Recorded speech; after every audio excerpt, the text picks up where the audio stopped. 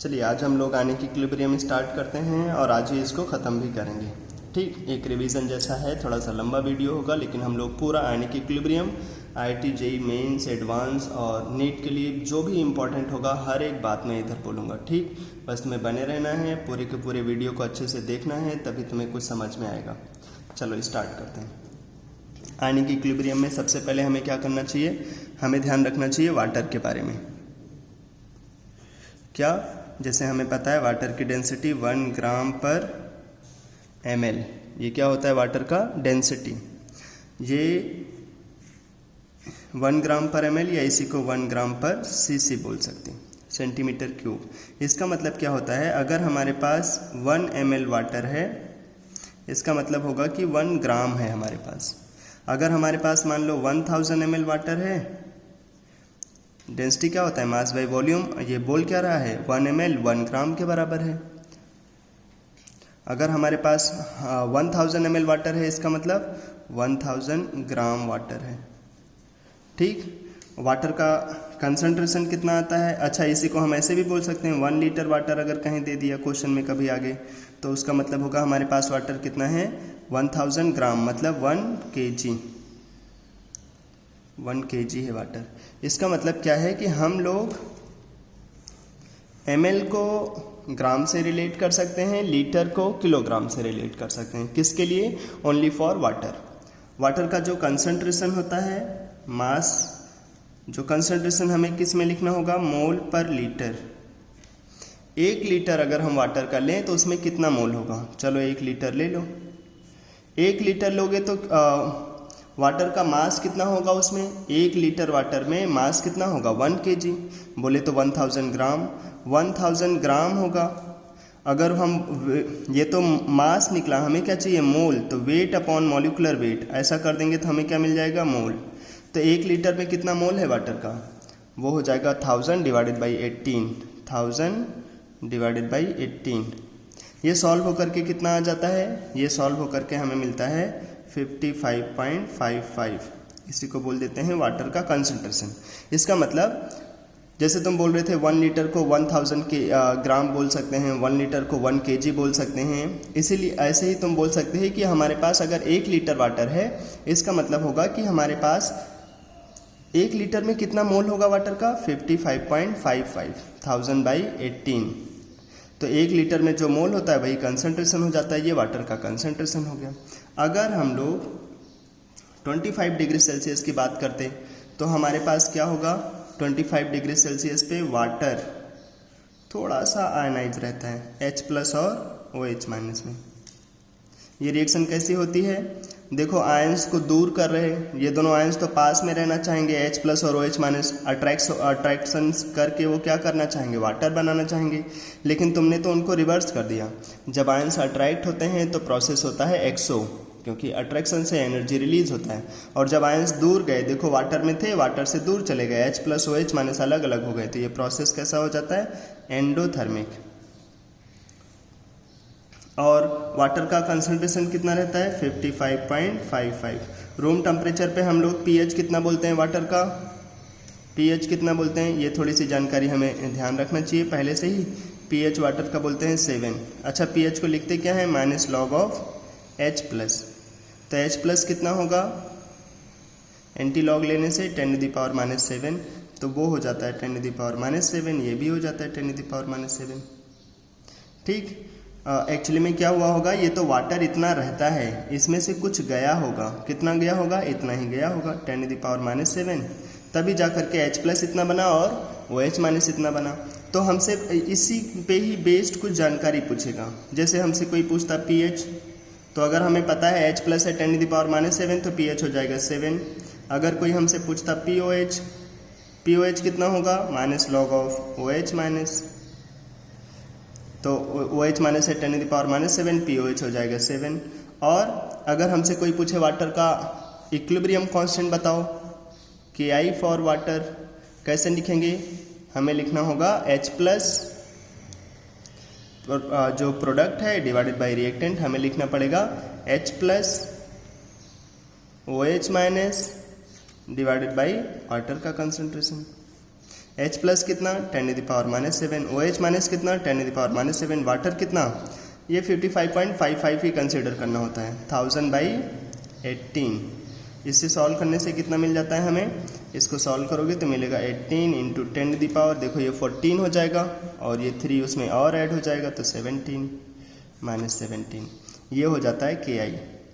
यहीं पे एक छोटा सा टर्म और आता है कि अगर हम लोग KI को वाटर से मल्टीप्लाई करा दें, क्योंकि वाटर का कंसंट्रेशन जो 55.55 है वो लगभग कांस्टेंट ही रहेगा, क्योंकि ये बहुत ज़्यादा है, इसमें से जो भी जाएगा वो बहुत छोटा सा नंबर है, इसलिए उसको नेगलेक्ट कर दे रहे हैं इसके रिस्पेक्ट में। तो जो KI को वाटर से मल्टीप्लाई करा दो तो क्या बनेगा, KI × वाटर वो बन जाएगा H प्लस का कंसंट्रेशन × OH माइनस का कंसंट्रेशन। KI और वाटर का कंसंट्रेशन जब मल्टीप्लाई करा देंगे तो मिलेगा H प्लस × OH माइनस। अगर हम लोग इन दोनों को देखें, KI तो इक्विलिब्रियम कांस्टेंट जैसा है, वाटर का कंसंट्रेशन भी कांस्टेंट है, तो ये दोनों मिल करके भी एक कांस्टेंट रहेगा और इसको क्या बोल देते हैं, आयनिक प्रोडक्ट ऑफ वाटर। इसको नोट कर लेना, इसको बोलते हैं KW। KW = H plus × OH minus, ionic product of water बोल देते हैं इसको, H प्लस × OH माइनस। अगर कोई पूछेगा 25 डिग्री सेल्सियस पे इसकी वैल्यू, हर एक टेम्परेचर के लिए ये सब वैलिड नहीं है, केवल 25 डिग्री सेल्सियस के लिए। तो 25 डिग्री सेल्सियस पे KW कितना होगा, इसको नोट कर लेना, ionic product of water, waters के आयंस का प्रोडक्ट देखो H plus × OH minus. H plus कितना 25 डिग्री सेल्सियस पे 10⁻⁷, OH माइनस कितना 10⁻⁷, तो KW कितना 10⁻14 हो जाएगा, KW मिल जाएगा।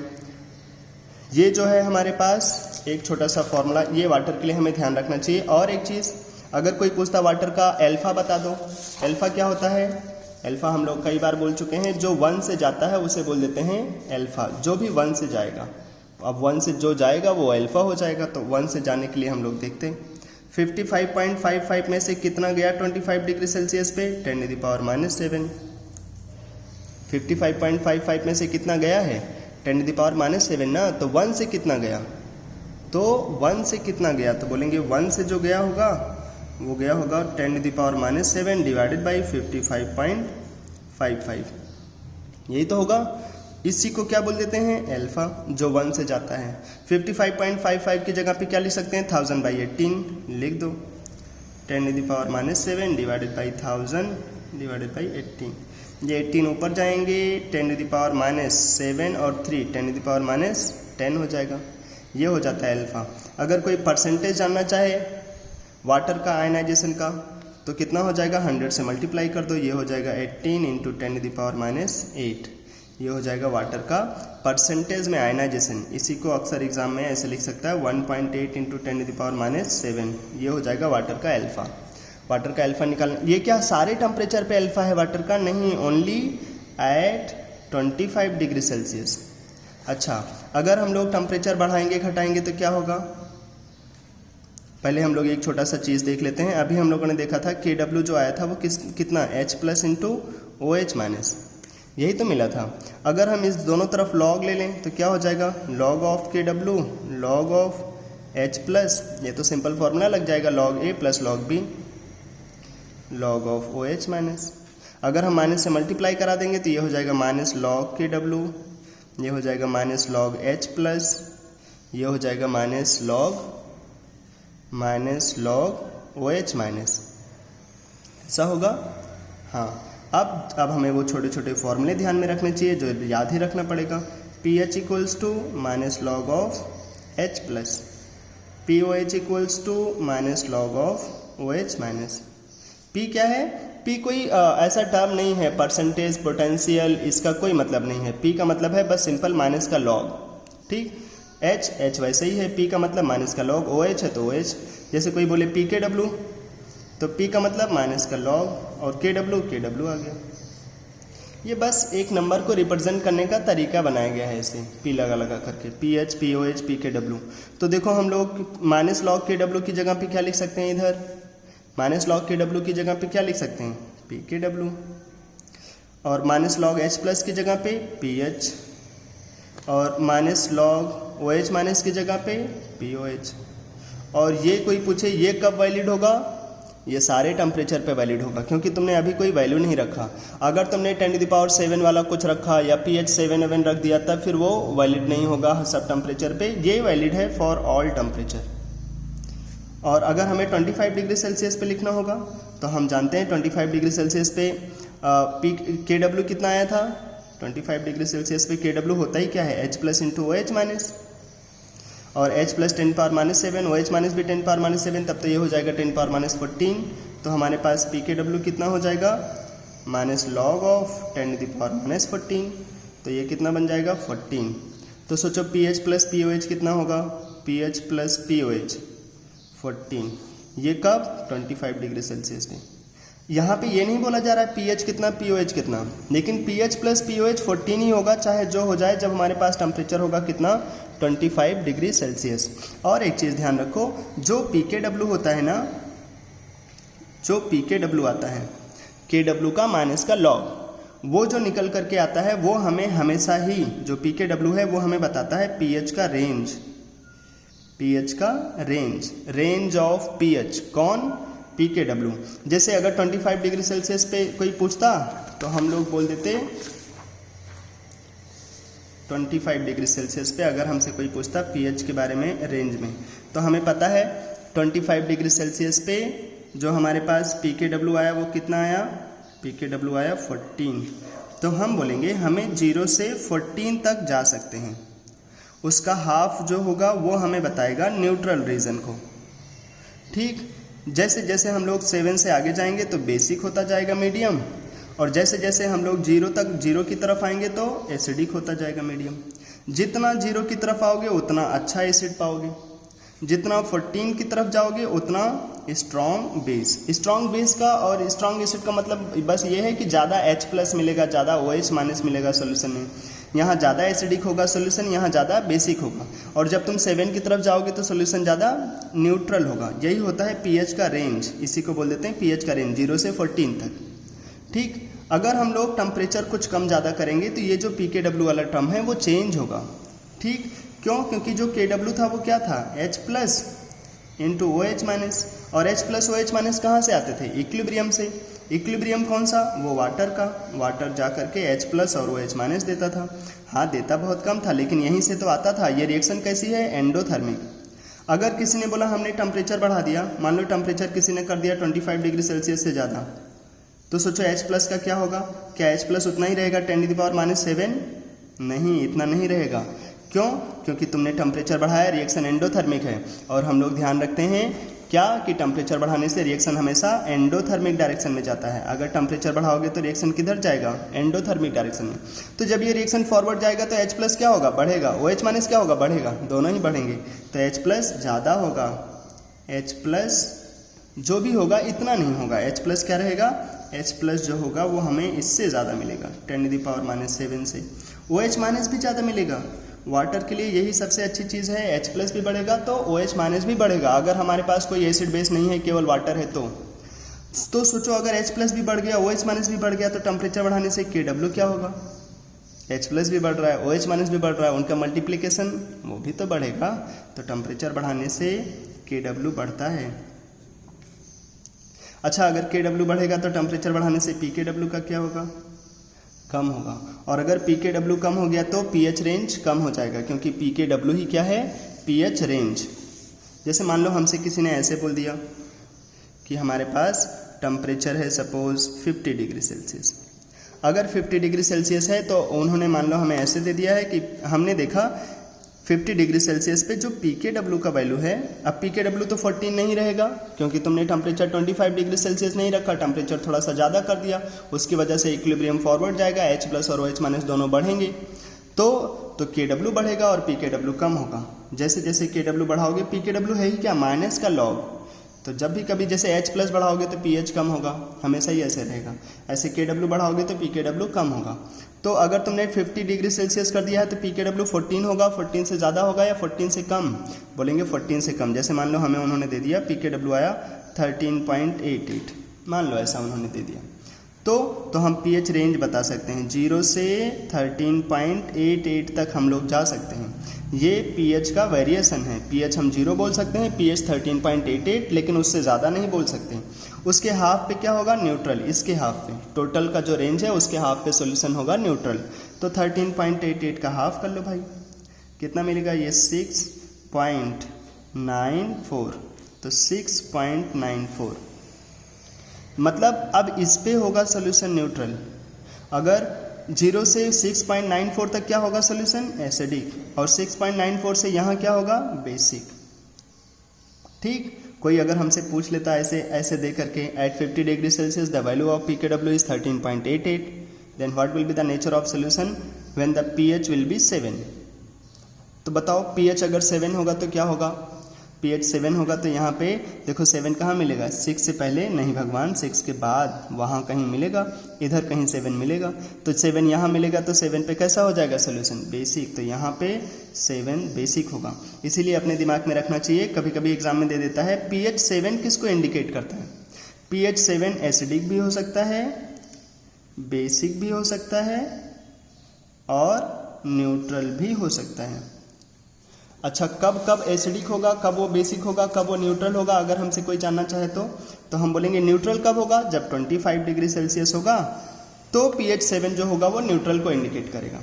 अच्छा, बेसिक कब होगा pH 7, अभी हम लोगों ने देखा कि जब हम लोग टेम्परेचर बढ़ाएंगे, सोचो अगर हम लोग टेम्परेचर, अभी देखो 50 डिग्री सेल्सियस था अपने पास, टेम्परेचर हम लोगों ने बढ़ा दिया तो pKw क्या हो गया, कम, उसकी वजह से जो pH 7 हुआ वो कैसा बन गया, बेसिक। तो ज़्यादा टेम्परेचर पे, जब टेम्परेचर ज़्यादा होगा 25 डिग्री सेल्सियस से तो बेसिक होगा, और टेम्परेचर अगर कम होगा 25 डिग्री सेल्सियस से तो एसिडिक हो जाएगा। तो pH 7 क्या हो सकता है, एसिडिक, बेसिक, न्यूट्रल, कुछ भी हो सकता है, इट डिपेंड्स अपॉन टेम्परेचर। ठीक, अच्छा, तो ये हो गया हमारे पास ऐसे छोटे छोटे क्वेश्चंस। अगर कभी वाटर के बारे में जितना चीज़ बोला गया है वो हमें ध्यान रखना चाहिए, और जो भी चीज़ हमें वाटर के लिए निकालना है वो ध्यान रखना चाहिए। और जो मैं अभी बोल रहा है, जो हम लोगों ने ये फॉर्मूला देखा है, pH equals to POH equals to और pKw, ये क्या था, minus log of H plus, ये क्या था, minus log of OH minus, ये क्या था अपने पास, माइनस लॉग ऑफ KW। तो जब भी कभी हम लोग H प्लस बढ़ाएंगे, अक्सर हम ऐसे आएगा क्वेश्चन में कि H प्लस बढ़ गया, अगर H प्लस बढ़ जाएगा तो pH क्या होगा, कम हो जाएगा। क्यों, H प्लस बढ़ाओगे तो लॉग के साथ की वैल्यू तो बढ़ेगा, लेकिन माइनस लगाने से तो वो वैल्यू कम हो जाएगा। ऐसे अगर किसी ने OH बढ़ाया तो फिर pH क्या होगा, POH क्या होगा, अगर OH बढ़ाओगे तो POH कम होगा।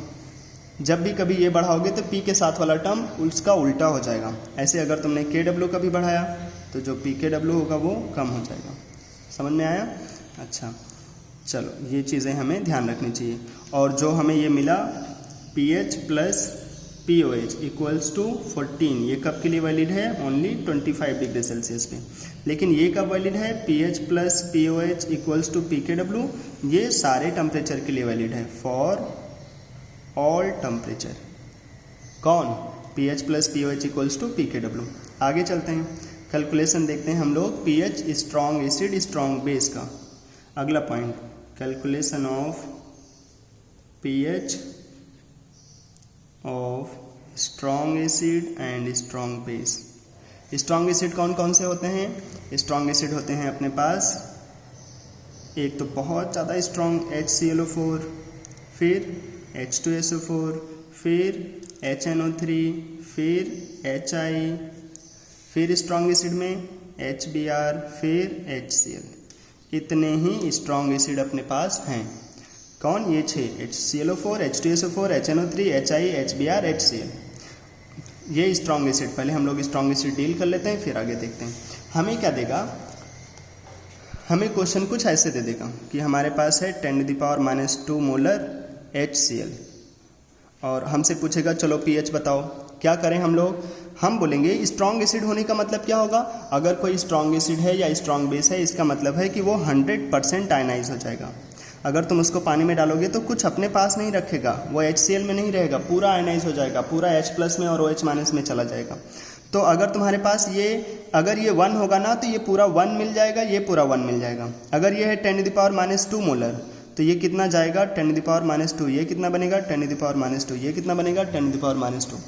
तो सोचो जितना इसका कंसंट्रेशन होगा सब ये गायब हो जाएगा, क्योंकि ये रहेगा ही नहीं, 100% डिसोसिएट हो जाएगा। तो H+ कितना मिलेगा, ये। अच्छा Cl कितना मिला उससे हमें मतलब नहीं है, हमें निकालना है pH, तो हमें चाहिए H+। तो अगर हमें H+ मिल गया तो pH क्या होगा, minus log of H+। H+ कितना 10⁻², तो pH कितना हो जाएगा 2। समझ में आया? क्या चाहिए हमें, केवल H+ का कंसंट्रेशन चाहिए, मोल पर लीटर वाला टर्म, मोलरिटी चाहिए हमें, बस वो हमें मिल गया। स्ट्रॉन्ग एसिड आगे चले गए, pH आ गया 2। अब जब भी आंसर निकल आए ना तो एक छोटा सा काम जरूर करो कि हम उसको क्वेश्चन से रिलेट करें। pH 2, अच्छा नॉर्मली जब भी क्वेश्चन होता है तो वो किस टेम्परेचर के लिए रहता है, 25 डिग्री सेल्सियस के लिए। नॉर्मली हमारे पास टेम्परेचर ऐसे ही रहता है अगर उन्होंने कुछ मेंशन नहीं किया तो सोचो अगर उन्होंने बोला 10⁻² मोलर HCl है और तुमने pH निकाला 2, अच्छा pH 2 एसिडिक होगा या बेसिक, एसिडिक होगा क्योंकि 7 से कम पे एसिडिक रहता है। एसिडिक है तो ठीक है क्योंकि HCl एसिड है और एसिडिक आया है तो सही है। कभी कभी ऐसा होगा ना तुम्हारे पास एसिड होगा लेकिन pH बेस वाला आ जाएगा, उसी के लिए हमें तैयार रहना है एग्जाम के लिए, वही गलत होता है अक्सर। अगर हमारे पास ये दे देता 10⁻⁴ मोलर H2SO4, अब H2SO4 कैसा है, वो भी स्ट्रॉन्ग एसिड है, तो वो क्या करेगा, वो भी 100% आयनाइज हो जाएगा। उसके पास कितना H+ है लेकिन 2, तो वो 2 दे देगा प्लस सल्फेट आयन। सोचो अगर ये 1 जाता, अगर ये 1 से 1 पूरा डिसोसिएट करता तो ये कितना बनता 2, ये कितने बनते 1।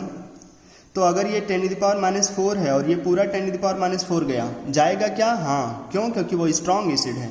तो ये कितना बनेगा, ये बनेगा 2 × 10⁻⁴ और ये बनेगा 10⁻⁴।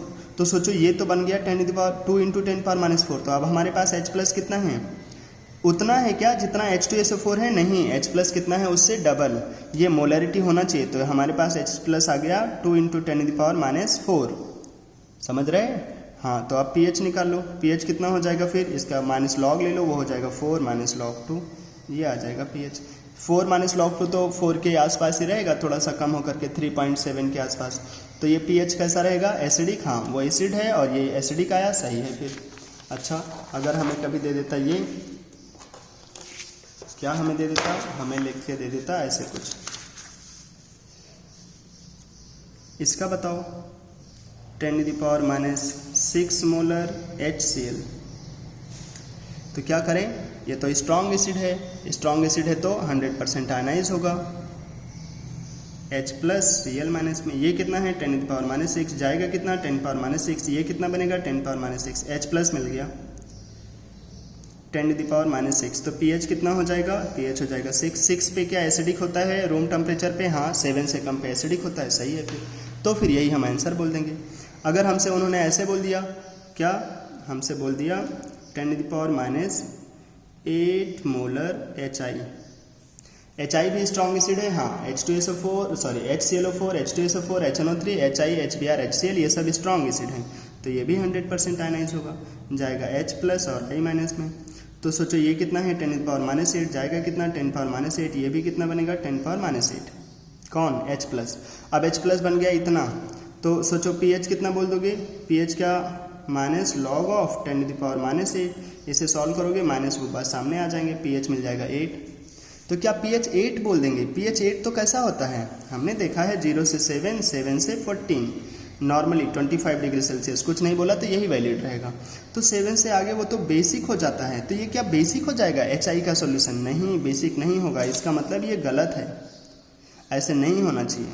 तो जब भी अगर pH तुम्हारी रेंज से ज़्यादा आ गया, एसिड है, एसिड होना चाहिए था लेकिन वो बेस हो गया, तो हम क्या करेंगे, हम बोल देंगे फिर pH 6.9 करके तुम बोल सकते, या ऐसे बोल दो कि pH <7 होगा, जस्ट 7 के आसपास ही रहेगा, न्यूट्रल जैसा होगा, बहुत कम एसिड है तुम्हारे पास, 10⁻⁸ देख रहे कितना कम है, इसी वजह से वो बिल्कुल पानी जैसा काम करेगा, pH 7 जैसा ही रहेगा लेकिन 7 से थोड़ा सा कम, थोड़ा सा pH 7 से कम रहेगा, 8 नहीं हो जाएगा, बेसिक तो कभी नहीं होगा, ठीक, एसिड लेकर जाओगे बेस हो जाएगा, इतना उल्टा जमाना चल रहा है, ऐसे नहीं होगा भाई, pH थोड़ा सा 7 से कम। अगर तुम्हें बचना है तो तुम डायरेक्ट ऐसे बोल सकते हैं कि हमने pH निकाला, वो आ गया उसके नेचर से अलग आ गया, आना चाहिए था एसिडिक, हो गया वो बेसिक, तो उसको आंसर को गलत करो और थोड़ा सा एसिडिक बोल दो, स्लाइटली एसिडिक, pH <7। अच्छा अगर हमारे पास ऐसे स्ट्रॉन्ग बेस हो, स्ट्रॉन्ग बेस कौन कौन से होते हैं, स्ट्रॉन्ग बेस होते हैं जैसे हमारे पास एल्कली मेटल्स के hydroxide LiOH, NaOH, KOH, RbOH, CSOH उधर बेरिलियम हाइड्रोक्साइड, फिर मैग्नीशियम हाइड्रोक्साइड, फिर एल्युमिनियम हाइड्रोक्साइड, फिर बेरिलियम, मैग्नीशियम, फिर कैल्शियम, फिर स्ट्रॉन्शियम, फिर बेरियम। कौन कौन स्ट्रॉन्ग होते हैं इसमें? लिथियम, बेरिलियम, मैग्नीशियम को छोड़ करके ये स्ट्रॉन्ग बेस होते हैं। ये कौन है? ये है calcium hydroxide, CaOH whole twice. ये जो अपने पास हैं इतने ही स्ट्रॉन्ग बेस हैं। इसका मतलब क्या होगा कि ये 100% आयनाइज होंगे। ये कौन कौन है? NaOH, KOH, RbOH, CSOH, calcium hydroxide, strontium hydroxide, barium hydroxide. ध्यान रखना चाहिए अगर हमें कुछ सीखना है तो। अगर इतना भी ध्यान नहीं रखोगे तो ये तो बच्चे ध्यान रख लेते हैं। ठीक, तो ये हो जाएंगे स्ट्रॉन्ग बेस। जैसे हमें किसी ने दे दिया 10⁻⁻⁴ मोलर NaOH, और हमारा क्वेश्चन क्या है? pH बताना है सारे ही क्वेश्चन में। तो सोचो ये NaOH देख करके तुम्हारे दिल में क्या चलेगा? ये तो स्ट्रॉन्ग बेस है। तो अगर ये स्ट्रॉन्ग बेस है तो 100% आयनाइज हो जाएगा। ये 10⁻⁴ है, जाएगा कितना? 10⁻⁴। ये कितना बनेगा? 10⁻⁴। OH माइनस मिला 10⁻⁴, तो POH पहले निकालेंगे। OH पता होगा तो POH निकालेंगे। POH कितना होगा? वो हो जाएगा -log ऑफ OH माइनस। तो सोचो OH माइनस है 10⁻⁴, तो ये वैल्यू कितना बन जाएगा? 4। तो POH आ गया 4। और नॉर्मली क्वेश्चन 25 डिग्री सेल्सियस के होगा। तो फिर तो हम बोलेंगे हमें तो pH चाहिए, हमें पता है pH plus POH equals to pKw। 25 degree Celsius पे कितना? वो तो हो जाता है 14। कुछ नहीं दिया होगा क्वेश्चन में तो रूम टेम्परेचर 25 डिग्री सेल्सियस ही लेकर जाते हैं। तो सोचो अगर POH हो गया 4 तो उठा के रख दो, तो pH कितना हो जाएगा? 14 - 4, ये उधर चले जाएंगे और हमें मिल जाएगा pH 10। pH 10 एसिडिक होगा या बेसिक? 7 तक होता है एसिडिक, 7 से आगे जाओगे 14 तक तो बेसिक हो जाएगा। बेसिक हो जाएगा, वो बेस था, आंसर भी बेसिक आया तो सही है फिर। अच्छा, अगर हमारे पास स्ट्रॉन्ग बेस में ही ये दे देता, क्या दे देता? हमें लिख के दे देता ऐसे 10⁻⁻⁶ मोलर कैल्शियम हाइड्रोक्साइड, और हमसे पूछता है इसका बताओ pH। तो कैसे बोलते हैं हम लोग? हम बोलेंगे कैल्शियम हाइड्रोक्साइड, अपने दिमाग में आना चाहिए ये तो स्ट्रॉन्ग बेस जैसा है, तो ये क्या होगा? ये 100% आयनाइज होगा। कैल्शियम मिलेगा और 2 हाइड्रोक्साइड मिलेगा। तो ये है कितना? 10⁻⁻⁶, जाएगा कितना? 100%, क्योंकि स्ट्रॉन्ग बेस है। तो ये कितना बनेगा? 10⁻⁻⁶। लेकिन ये कितना बनेगा? 2 × 10⁻⁶, 2 OH मिल जाएगा। तो हमारे पास OH कितने हो जाएंगे? OH हमें मिल जाएगा 2 × 10⁻⁶। अगर ये OH मिला इतना तो सोचो फिर POH कितना हो जाएगा? वो हो जाएगा 6 - log 2। तो pH कितना हो जाएगा? pH हो जाएगा 14 - POH। 14 माइनस करो तो ये हो जाएगा इतना। इसको कितना लिख सकते हैं? 8 + log 2। ये हो जाएगा अपने पास pH का वैल्यू। अच्छा, 8 + log 2 एसिडिक होगा या बेसिक? 8 + log 2, log 2 होता है 0.3, तो ये हो जाएगा 8.3। तो सोचो 8.3 कैसा होगा? 7 से ज़्यादा ही है, बेसिक ही होगा। तो जो दिया था वो बेसिक जैसा ही है, सही है। फिर एसिडिक ना हो जाए कभी बस। जैसे मान लो कभी उन्होंने हमें दे दिया, ऐसे क्वेश्चंस बड़े इंपॉर्टेंट रहते हैं, 10⁻⁸ मोलर KOH, और हमसे पूछा जा रहा है कि चलो इसका pH बताओ। तो क्या बोलेंगे हम? ये स्ट्रॉन्ग बेस है, 100% आयनाइज होगा। तो OH कितना दे देगा? 10⁻⁸, ऐसा लग रहा होगा। तो POH कितना आ जाएगा? 8। तो pH कितना आ जाएगा? 6। अच्छा, pH 6 कैसा होता है? 7 से कम है, ये तो एसिडिक हो जाएगा रूम टेम्परेचर पे। तो ये सही क्या तुमने? नहीं, ये गलत हो गया। तो फिर तो बोलेंगे ऐसा नहीं होगा कि हमारे पास इतना हो जाएगा pH। तो फिर क्या बोलेंगे? ये तो बेस है तो बेसिक होगा, थोड़ा सा बेसिक रहेगा, मतलब pH 7 से थोड़ा सा ज़्यादा रहेगा, थोड़ा सा 7 से ज़्यादा। और कोई OH पूछ ले तो यहाँ पे कोई हमसे जानना चाहे OH बता दो कितना होगा, तो हम बोलेंगे OH तो तुम्हें मिल रहा है यहाँ से 10⁻⁸, लेकिन वाटर ही कितना दे देता था? ये सब कहाँ आयनाइज होंगे? पानी में जाके आयनाइज होंगे। तो पानी ही हमें कितना OH दे देता है? 10⁻⁷। तो हमें OH बोल देना होगा वाटर से इतना आ जाता है, और जो KOH से आया है वो इतना, तो ये तो कम है। तो सोचो इसमें थोड़ा सा ऐड करोगे तो वो 10⁻⁷ से कम नहीं होगा, ऐसे करके कुछ रह जाएगा। ठीक, इसीलिए ये देखो, ये वाला फैक्टर जो है, ये वाला हमें नेग्लेक्ट नहीं किया जा सकता, हमें इसको ध्यान में रखना पड़ेगा। ठीक, pH जब भी अपने नेचर से अलग आ जाएगा, हमारे पास बेस होगा, pH अगर एसिडिक आ गया तो हम बोलेंगे वो गलत है। हमारा सोल्यूशन बेसिक के लिए ही होगा, बेसिक होगा लेकिन थोड़ा सा न्यूट्रल जैसा है, देखो उसका कंसंट्रेशन बहुत कम है तो 7 से थोड़ा सा ज़्यादा हो जाएगा, बस 7 से ज़्यादा हो जाएगा, लेकिन ऐसा नहीं होगा कि 9, 10, 7 से थोड़ा सा ज़्यादा, 7.1, 7.01 ऐसे करके, ठीक। अच्छा, ये तो हो गए एक टाइप के questions strong acid strong base के ऊपर। अब हमें क्या करता है, कभी कभी ऐसे दे देता है, हमारे पास 4 ग्राम NaOH है और 4 ग्राम NaOH है, लेकिन कहाँ, इन 10 लीटर वाटर, 10 लीटर तुम लेकर आए वाटर, उसमें 4 ग्राम NaOH उठाया, चुटकी भर NaOH उठाया और फेंक दिया। फिर पूछेगा बताओ, क्या बताओगे, pH बताओ। कुछ चीज़ें ध्यान रखो, H2SO4 का मॉलिक्यूलर मास कितना होता है, 98 ग्राम पर मोल। कोई हमें बताए, H2SO4 का तो मॉलिक्यूलर मास तुम्हें पता है, ऐसे ही HCl होता है, उसका मॉलिक्यूलर मास कितना होता है, कुछ मॉलिक्यूलर मास मतलब याद रहता है लोगों को, ऐसे तो निकाल भी सकते, ये 35.5 और ये 1 कितना हो जाएगा, 36.5 ग्राम पर मोल। ये तो हो गया HCl का मॉलिक्यूलर मास। अगर हमें कोई पूछे NaOH का मॉलिक्यूलर मास, अगर तुम्हें कुछ नहीं आता तो ये चीज़ें याद रखो, हमें बार बार मिलते रहते हैं। NaOH का कितना, 40 ग्राम पर मोल, सोडियम का 23, ऑक्सीजन का 16 और हाइड्रोजन का 1। ऐसे अगर कोई हमसे पूछे कैल्शियम हाइड्रोक्साइड का मॉलिक्यूलर मास, कैल्शियम का हो जाता है कितना, 40, और ऑक्सीजन तो हम जानते हैं 16 होगा, 2 ऑक्सीजन है तो 32 हो जाएगा और 2 हाइड्रोजन है तो 2 हो जाएगा। टोटल कितना आ जाता है हमें, टोटल हमें मिलता है 74 ग्राम पर मोल। ये इन 4 लोगों का मॉलिक्यूलर मास हमें ध्यान रखना चाहिए, अक्सर हमें इनकी ज़रूरत पड़ेगी। क्या करने के लिए ज़रूरत पड़ेगा, हमें यही देखने के लिए ज़रूरत पड़ेगा कि अगर उन्होंने मास दे दिया क्वेश्चन में तो हम क्या करेंगे, हम निकालेंगे मोल। हमारा सबसे पहला टारगेट क्या होगा, अभी थोड़ी देर पहले जब क्वेश्चन कर रहे थे तो हमें क्या मिलता था, हमें मिलता था कितना कंसंट्रेशन है NaOH का मोल पर लीटर। तो ये तो मास दिया है तो हम निकालेंगे मोल, और ये मोल कितने लीटर में है वो देख लेंगे, तो 1 लीटर में कितना मोल होगा वो निकाल लेंगे और उसके बाद हम आंसर बोल देंगे। तो हम क्या करेंगे, हमारा काम होगा कि 4 ग्राम NaOH है तो हम टारगेट करेंगे कि 4 ग्राम NaOH को, ये तो उसका वेट है, हम बोलेंगे मोल बताओ NaOH का, वेट है 4 upon molecular weight, weight upon molecular weight से क्या मिल जाता है, मोल। तो हम लोग NaOH का मोल बता पाएंगे, वेट अपॉन मोलिकुलर वेट, ये कितना आ जाएगा, 0.1 मोल। अच्छा, ये मोल आया किसका, NaOH का। कोई बताए फिर क्या होगा कंसंट्रेशन NaOH का। NaOH तो कंसंट्रेशन के लिए हमें बोलना पड़ेगा कितना मोल कितने लीटर में है, 0.1 मोल है, कितने लीटर में, 10 लीटर में तुमने फेंक दिया, तो ये कितना कंसंट्रेशन हो जाएगा, 10⁻²। देखो ये 10⁻1, ये ऊपर जाकर के ऐसे हो जाएंगे, मोल पर लीटर, उसी को मोलरिटी बोल देंगे। तो NaOH का कंसंट्रेशन कितना हो गया, 10⁻²। अब ये क्वेश्चन वहाँ कन्वर्ट हो गया जो थोड़ी देर पहले था कि 10⁻² मोलर NaOH, इसका pH बता दो।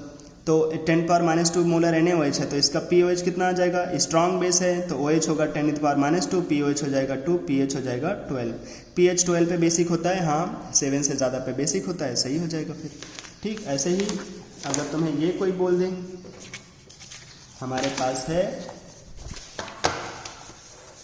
मान लो हमें किसी ने दे दिया, ये हमसे बोला जा रहा है 0.98 ग्राम H2SO4 है, कहाँ, इन 10 लीटर वाटर।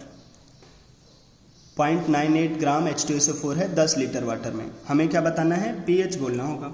चलो तो क्या करेंगे, पहले तो हमें इसका कंसंट्रेशन निकालना होगा H2SO4 का। अब वो कंसंट्रेशन कैसे आएगा वही हमें देखना है, तो हम बोलेंगे कि चलो देख लेते हैं, इसका मास पता है, मोल निकाल लेते हैं। मोल कितना हो जाएगा, वेट ग्राम में होना चाहिए, वेट अपॉन मॉलिकुलर वेट। सोचो ये ग्राम है, ये क्या होता है, ग्राम पर मोल, ग्राम ग्राम कैंसिल हो जाएंगे, मोल मिल जाएगा। तो ये कितना हो जाएगा, ये हो जाएगा 10⁻², मोल। किसका मोल, H2SO4 का।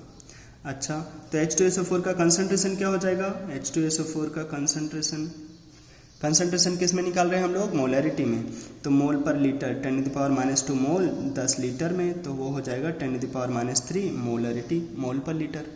ये हो गया H2SO4 का कंसंट्रेशन। ऐसे अगर ये H2SO4 हो गया तो H प्लस कितना होगा, H प्लस तो इसका डबल हो जाएगा क्योंकि H2SO4 कैसा है, स्ट्रॉन्ग एसिड है और उसके पास 2 H प्लस हैं तो वो डबल दे देगा 2 × 10⁻³ तो ये हो जाएगा H प्लस। तो pH कितना हो जाएगा, pH आ जाएगा 3 - log 2 - log H प्लस करके, ये हो जाएगा pH। ये pH क्या 7 से ज़्यादा है, नहीं, एसिडिक ही है तो सही है। अच्छा, तो ऐसे भी क्वेश्चन हम लोग कर लेंगे जब वो हमें मास देगा कितने लीटर में है या कहाँ पे है वो हमें देख लेना होगा, हम लोग आराम से उसका pH बता पाएंगे। अब एक तरीका और देख लेते हैं, कभी हमें क्वेश्चन में क्या करेगा ना, नॉर्मेलिटी दे देगा, जैसे 10⁻² नॉर्मल HCl। हमें ध्यान रखना है अगर क्वेश्चन मोलरिटी में होगा तभी क्वेश्चन सॉल्व करेंगे, अगर वो मोलरिटी में नहीं है तो छोड़ देंगे क्या, नहीं, तब भी सॉल्व करेंगे, बस हमें उसको मोलरिटी में बना के सॉल्व करना होगा। तो अगर कभी उन्होंने नॉर्मेलिटी दे दिया तो फिर हम बोलेंगे हम इसको मोलरिटी में कन्वर्ट कर लेंगे। कैसे, जो भी एसिड बेस होगा, अगर वो एसिड होगा तो उसमें कितने H प्लस है उससे डिवाइड करके, अगर वो बेस होगा तो फिर हम लोग कितने उसमें OH हैं उससे डिवाइड करके। जैसे ये एसिड है, कितना H प्लस है 1, तो फिर हम लोग क्या करेंगे, इसको मोलरिटी में कन्वर्ट करने के लिए 10⁻² डिवाइडेड बाई 1, क्योंकि एक ही H प्लस है, इतना मोलरिटी हो जाएगा इसका, इतना मोलर HCl है। मतलब HCl के लिए नॉर्मेलिटी और मोलरिटी का कोई फ़र्क नहीं होगा और हमें pH बोल देना होगा अब यहाँ से, pH से मतलब मोलरिटी बना के pH कितना हो जाएगा 2। समझ में नहीं आ रहा है, अगर जैसे मान लो हमें ये दे देता 10⁻² मोलर H2SO4, तब तो हम बोलते कि हमारे पास H प्लस डायरेक्ट बोल देते, मोलरिटी है 2 × 10⁻² और pH बता देते कितना 2 - log 2, ये हो जाता अपना pH।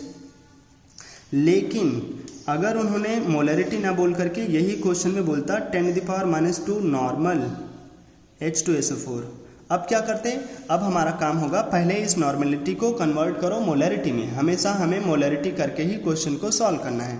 तो कैसे कन्वर्ट करेंगे वो सीख लो, जितना H प्लस होगा उससे डिवाइड कर देंगे 10⁻² डिवाइडेड बाई 2। ऐसा करने से क्या मिलेगा, H2SO4 का कंसंट्रेशन किसमें, मोलरिटी में 10⁻² डिवाइडेड बाई 2 मोलर H2SO4। समझ में आ रहा है, तो ये हो जाएगा इतना मोलर H2SO4। अब कोई हमसे H प्लस पूछेगा तो हम बोलेंगे ये तो अच्छा एसिड है, जितना भी होगा H2SO4 उसका डबल, तो H2SO4 कितना है 10⁻² बाई 2, तो H प्लस कितना होगा उसका डबल, तो H प्लस कितना हो जाएगा 10⁻², तो pH कितना हो जाएगा 2। देखो दोनों में डिफरेंस है, पहले जब ये मोलरिटी था, जब ये मोलरिटी में था तो हमारा pH आया था 2 - log 2, और जब ये नॉर्मेलिटी में हो गया, तो pH आ रहा है 2, क्योंकि नॉर्मेलिटी में हम लोग क्वेश्चन ऐसे नहीं करेंगे, पहले उसको मोलरिटी में कन्वर्ट कर लेंगे फिर सॉल्व करके बोलेंगे। ऐसे बेस के लिए भी सेम है, अगर हमारे पास 10⁻² नॉर्मल कैल्शियम हाइड्रोक्साइड होता, अब हम क्या बोलेंगे, ये नॉर्मेलिटी में है, हम इसको कन्वर्ट कर लेंगे, और कन्वर्ट करना बहुत आसान है, जैसे बोला जा रहा है, बस उसे ध्यान तो रखो कैसे कन्वर्जन करें इसका।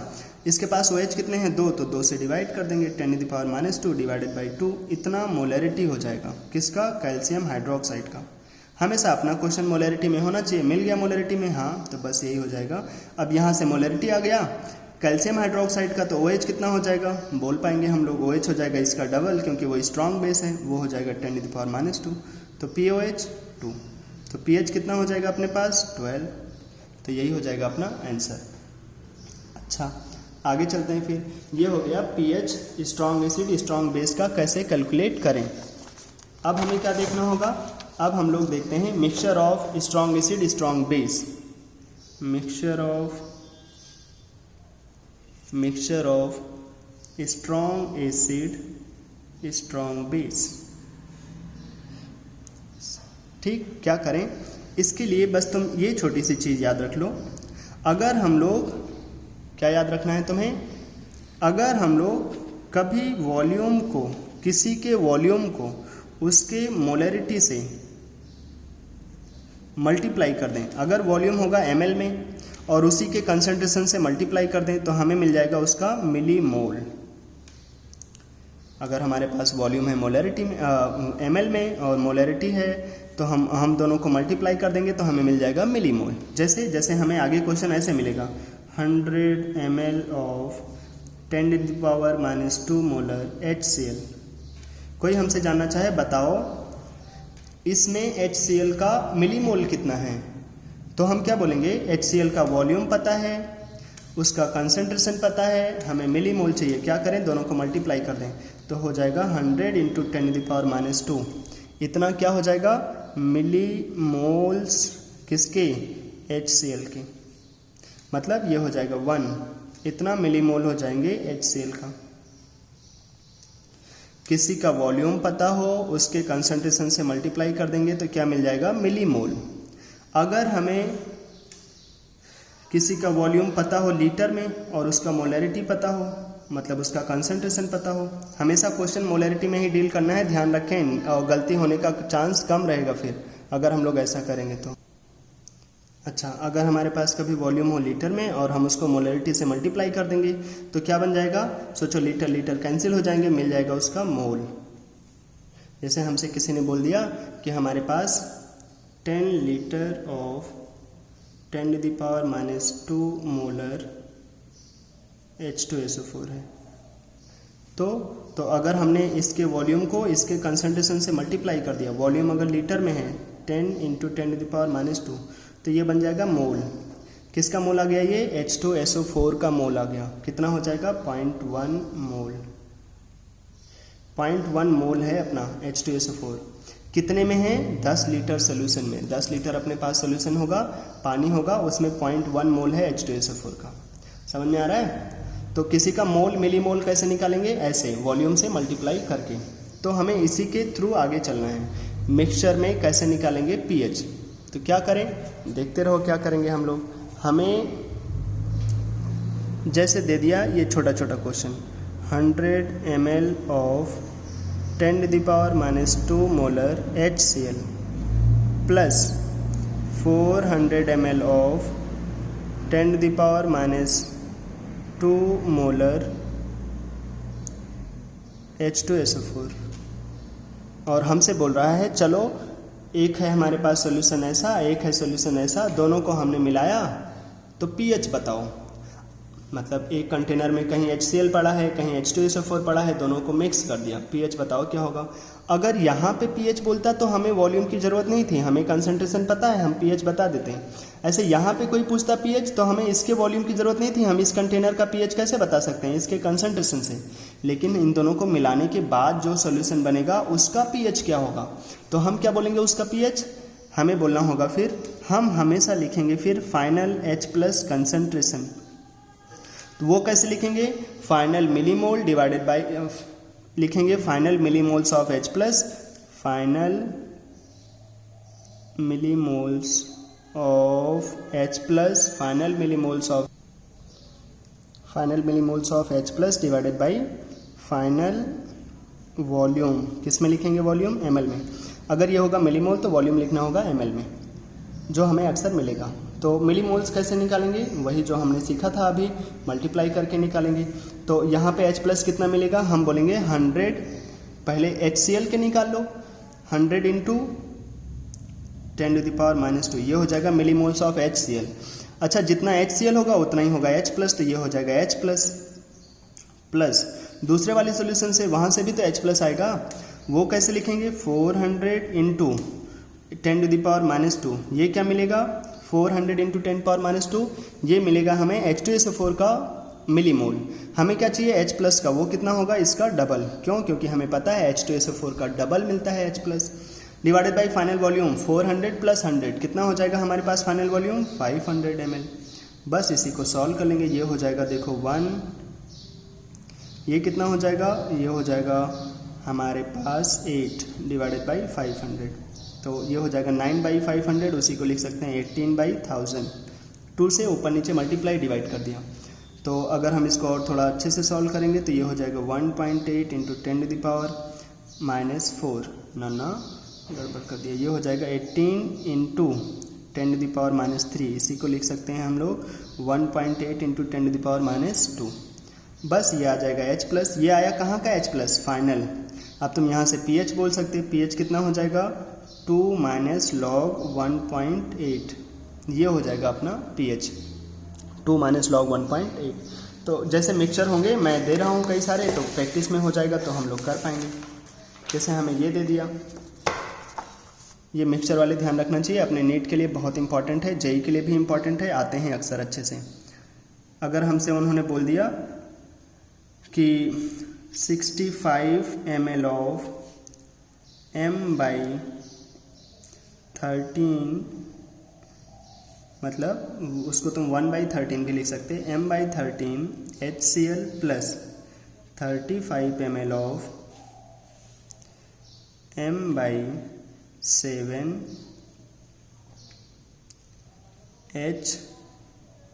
HBr, और इन दोनों को मिला दिया और हमसे पूछ रहा है बताओ पीएच क्या होगा फाइनल। कैसे बोलेंगे पीएच?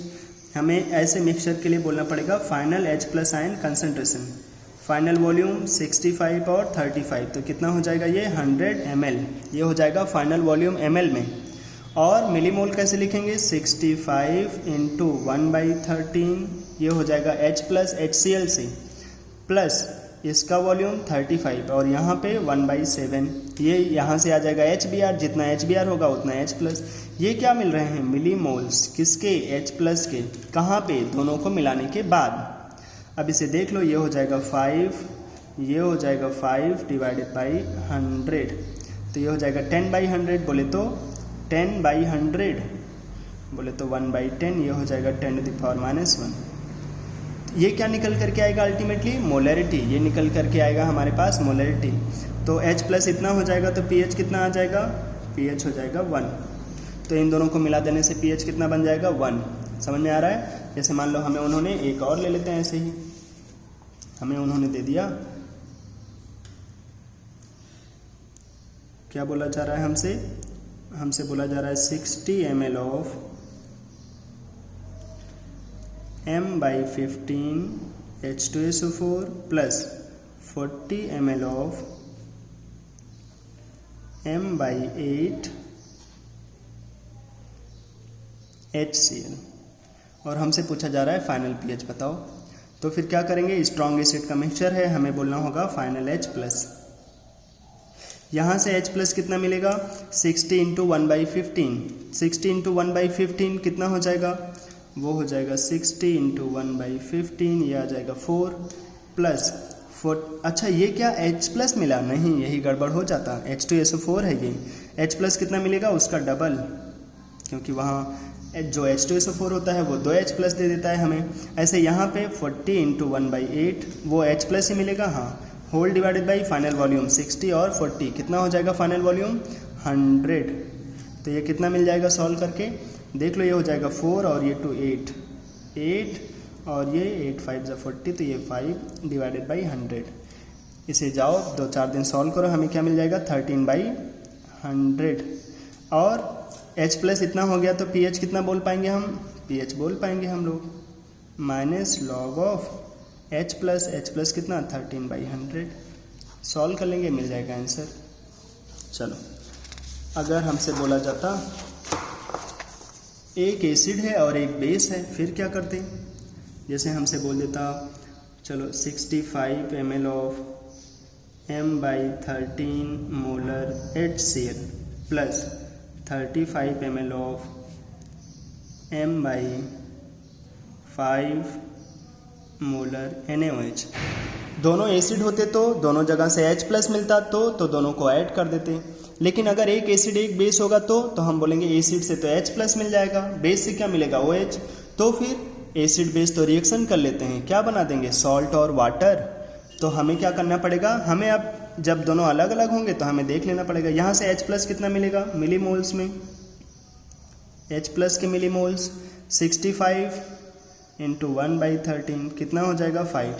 यहाँ से OH मिलेगा, वो स्ट्रॉन्ग बेस है, कितना दे देगा? 35 इंटू 1/5 कितना हो जाएगा? ये 7। कौन ज़्यादा है, H प्लस या OH minus? OH minus.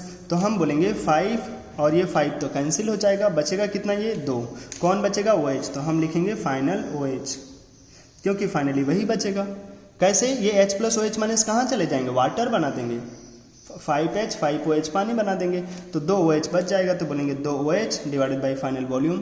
Final volume कितना? 65 प्लस 35, आजकल कितना हो जाता है? 100। तो ये हो जाएगा 2 इंटू 10⁻²। POH आ जाएगा 2 माइनस लॉग 2। pH कितना हो जाएगा? वो हो जाएगा 12 plus log 2, 14 minus this. Solve कर लेंगे, ये मिल जाएगा हमें। बेसिक होता है, हाँ यही हो जाएगा अपना फाइनल आंसर। इन दोनों को मिलाने के बाद पीएच कितना होगा ये। तो अगर एक एसिड एक बेस होगा तो हम लोग क्या कर लेंगे, उन दोनों को सॉल्व करके देख लेंगे कौन नेट में बचेगा। अच्छा, अगर दोनों ही बेस होगा तो अगर मान लो उन्होंने ऐसे बोल दिया 75 ml of M/5 NaOH plus 25 ml of M/5 calcium hydroxide. अब अगर दोनों ही बेस होंगे तो हम क्या लिखेंगे, फाइनल OH माइनस। कैसे लिखना होगा, यहाँ देखो 75 इंटू 1/5 ये मिल जाएगा यहाँ से OH के मिलीमोल्स, प्लस 25 इंटू 1/5 ये किसके मिलीमोल्स मिलेंगे, कैल्शियम हाइड्रोक्साइड के। तो OH कितना मिलेगा, उसका double, divided by final volume 75 और 25 कितना हो जाएगा 100।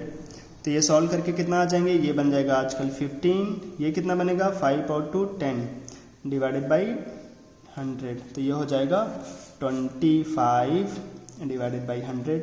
आजकल कितना हो जाता है 25/100, 1/4। तो ये हो गया OH। अगर OH इतना आ जाएगा तो हम लोग pH बोल पाएंगे। और अगर सॉरी यहाँ से तो अब हम OH अगर निकाल लिए तो OH अगर आ गया तो हम लोग POH बोल पाएंगे। POH कितना, माइनस लॉग ऑफ 1/4। तो ये हो जाएगा, ये ऊपर लेकर जाओ तो ये हो जाएगा log 4। log 4 कितना हो जाता है आजकल 0.6। तो ये हो जाएगा POH। अगर ये हो गया इतना तो pH हम बता पाएंगे कितना, 14 माइनस 0.6 कितना आ जाएगा 13.4। ये हो जाएगा pH। चलो, तो हम लोगों ने, अगर हमारे पास मिक्सचर होगा एसिड बेस का तब भी हम लोग बता पाएंगे क्या होगा उसका pH। अच्छा चलो, अब अगर हमसे कभी वो ऐसे बोल दे, क्या बोल दे कि हमारे पास एसिड और वाटर है, एक एसिड है और एक वाटर है। एसिड और वाटर को मिला रहे हैं, हमारे पास कोई स्ट्रॉन्ग एसिड होगा, हम उसमें वाटर ऐड करते जाएंगे, तो फिर क्या होगा अपने पास pH। तो हम क्या बोल देते हैं, चलो जैसे हमसे बोल दिया हमारे पास है 100 ml ऑफ 10⁻³ मोलर HCl और इसमें हमने वाटर ऐड कर दिया 900 ml वाटर। क्या होगा फिर, तो होगा क्या हमारे पास, अगर वाटर से क्या मिलता है H+, हाँ लेकिन H+ वाटर से कितना मिलेगा, बहुत कम। तो हम क्या लिखेंगे, अगर एसिड होगा तो लिख देंगे H+। यहाँ से H+ के मिलीमोल्स कैसे आएंगे, 100 इंटू 10⁻³ ये हो जाएंगे मिलीमोल्स ऑफ H+। कहाँ से, HCl से। वाटर से भी मिलेंगे क्या, कुछ वाटर से मिलेंगे तो कुछ, लेकिन हम लोग उसे ध्यान नहीं देंगे क्योंकि वाटर तो वाटर है, वहाँ से हम लोग H+ OH- नहीं कैलकुलेट कर। अगर कोई ना होता तो हम वाटर से देखते। अभी तो कोई है, एसिड है तो एसिड से H+ ले लेंगे, वाटर से नहीं लेंगे क्योंकि वाटर से कितना आता था 10⁻⁷ तो हम वाटर वाला नेगलेक्ट कर देंगे। डिवाइडेड बाई फाइनल वॉल्यूम 100 900 कितना हो जाएगा 1000। बस इसी को सॉल्व कर लेंगे, कितना हो जाएगा ये, देखो ऊपर से तो मिल जाता 10⁻⁻1, ये 10⁻³ आजकल ये सॉल्व करके कितना हो जाएगा 10⁻⁴। तो pH कितना आ जाएगा 4, pH हो जाएगा अपने पास 4। तो बस ऐसे हम लोग बोल देंगे। अगर यहीं पे pH पूछता तो यहाँ पे pH पूछता तो हम बता देते। यहाँ pH पूछने के लिए हमें इस वॉल्यूम की ज़रूरत नहीं है, pH डायरेक्ट बोल देते 3। वो तो तुमने 100 ml पानी मिलाया, अब 100 ml पानी मिलाने के बाद सोल्यूशन कितना बन गया 1000 ml का, तो 1000 ml में pH कितना होगा, वो होगा 4 होगा। ठीक, जैसे अगर हमसे ये बोल देता कि हमारे पास है suppose 500 ml of 10⁻⁴ molar H2SO4 और इसमें हमने 500 ml वाटर ऐड कर दिया। आधा लीटर तुम्हारे पास था H2SO4 जिसके बॉटल के ऊपर लिखा था कि उसका कंसंट्रेशन है 10⁻⁴। उसमें तुमने क्या किया, बाहर से आए और चुपके से तुमने 500 ml वाटर ऐड कर दिया। अब क्या होगा, 500 ml वाटर ऐड करने के बाद pH, तो बोलेंगे फाइनल एसिड है तो H+ लिख देंगे। H+ के मिलीमोल्स यहाँ से कितना मिलेगा 500 इंटू 10⁻⁴ इंटू 2, वाटर से 0, फाइनल वॉल्यूम कितना हो जाएगा 500 प्लस 500 कितना 1000। तो बस ये देखो 1000 कैंसिल हो जाएगा, हमारे पास H+ कितना मिलेगा 10⁻⁴। तो pH कितना हो जाएगा 4। ठीक, हाँ ऐसा ही हम लोग कर सकते हैं। दिक्कत नहीं होना चाहिए, बहुत ही आसान है। जब भी वाटर ऐड करेगा हम लोग ऐसे ही करके बोल देंगे। अच्छा, कभी कभी हमें ऐसे दे देता है, हमसे बोलेगा कि हमारे पास एक है सॉल्यूशन जिसका pH है 2, उसमें हम लोग कुछ पानी ऐड करेंगे। अच्छा, कोई बताए अगर एसिड में पानी ऐड करोगे तो pH बढ़ेगा या घटेगा? सिंपल सा ध्यान रखो, अगर तुम वो pH रेंज हम लोग पढ़ते थे ना, pH रेंज क्या था? 0 से 14 तक। नॉर्मली रूम टेम्परेचर पे वो 0 से 14 तक ही हुआ करते थे। तो अगर हमसे 7 पे तो न्यूट्रल बोल देते थे, ये था एसिडिक, ये था बेसिक, ये था न्यूट्रल मतलब वाटर। तो अगर तुम एसिड में पानी डालोगे तो हमेशा ध्यान रखो जिसको तुम ऐड करोगे उधर जाएगा ये pH का स्केल। एसिड ऐड करोगे तो एसिड की तरफ आ जाएगा, बेस ऐड करोगे तो बेस की तरफ चला जाएगा, पानी ऐड करोगे तो पानी की तरफ आएगा। अगर तुमने पानी एसिड में ऐड किया तो pH बढ़ जाएगा। अगर तुमने वाटर लाए एसिड में ऐड करने लगे तो वो एसिड को क्या करेगा? फिर तो एसिड नहीं रहने देगा ज़्यादा, उसको न्यूट्रल बना देगा, इधर लेकर आएगा। तो 0 से तुम 7 की तरफ जाओगे तो pH क्या होगा? बढ़ेगा। लेकिन अगर तुमने बेस में डाल दिया pH, तो वाटर ऐड कर दिया तो pH कम हो जाएगा। तो वाटर ऐड करने से pH बढ़ता है या घटता है? बोलेंगे दोनों ही होता है, डिपेंड करेगा वाटर कहाँ ऐड किया। अगर तुमने एसिड में ऐड किया तो pH बढ़ जाएगा, बेस में ऐड किया तो pH घट जाएगा।